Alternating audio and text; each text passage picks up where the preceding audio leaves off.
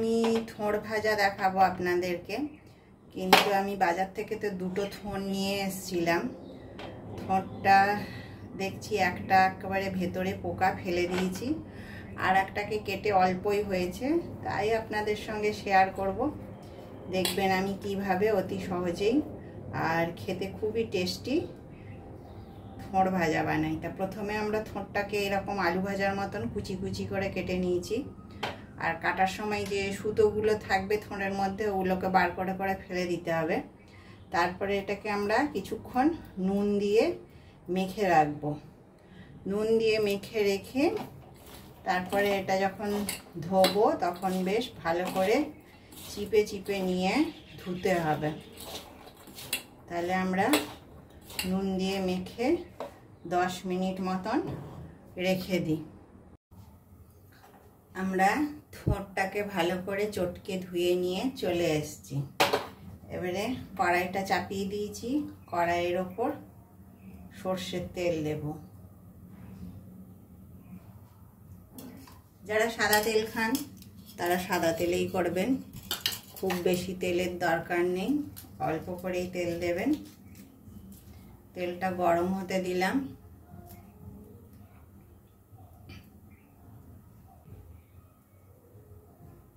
তেলটা গরম হয়ে গেলে তেজপাতা দিয়ে দেব আগে।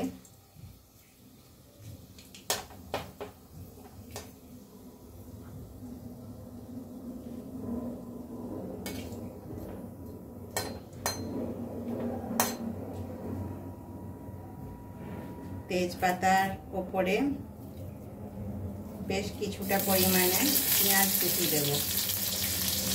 আর সেটা অনেকেই আবার সর্ষে ফোড়ন, জিরে ফোড়ন এইসব দিয়েও খায়, কিন্তু একবার আপনারা দেখবেন এইভাবে তেজপাতা আর পেঁয়াজটা দিয়ে থোড় ভাজাটা বানাতে, আপনাদের খেতে খুবই ভালো লাগবে। আর থোড় খাওয়া খুবই ভালো, থোড়ে প্রচুর পরিমাণে আয়রন আছে। যাদের রক্ত শরীরে অল্প থাকে, রক্ত অল্পতাতে ভোগে, তাদেরকে কাঁচা কলা, থোড় যেগুলোতে আয়রন আছে সেই সব সবজি খাওয়া খুবই ভালো। এবারে পেঁয়াজটা ভাজা হয়ে এসছে বেশ, থোড়টা এবারে দিয়ে দেব।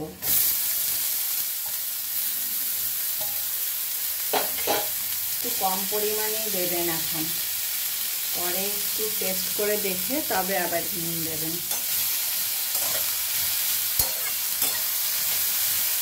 নুনটা দিয়ে ভালো করে নাড়াচাড়া করে নিলাম। এবারে হলুদ দেব,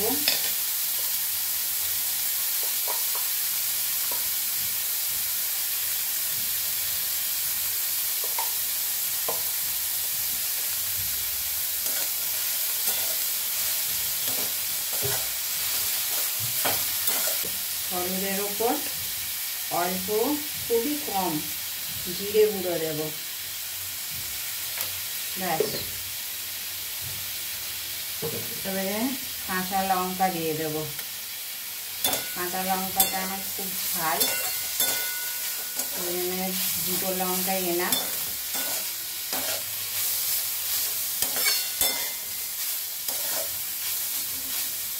এবারে এটাকে জল দিয়ে দিতে হবে।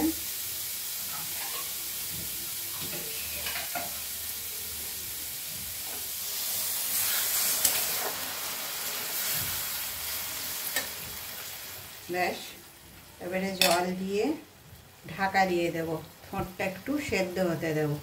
এবারে আমরা কড়াইয়ের ঢাকাটা খুলে দেখব সেদ্ধ হলো কিনা। দেখুন সেদ্ধ হয়ে গেছে একেবারে। এবারে আমরা এটাকে ভালো করে এইভাবে বেশ ঘুটে ঘুটে নেব।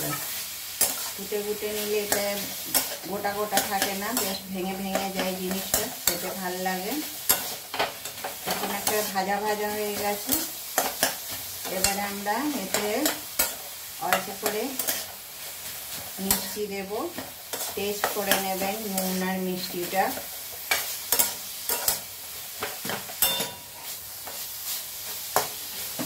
নুন আর মিষ্টিটা আপনারা টেস্ট করে নেবেন।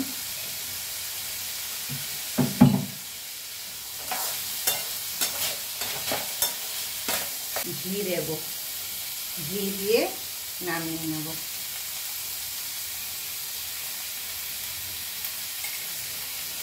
ঘি দিয়ে দিলাম, ঘিটা ভালো করে মিশিয়ে নিই।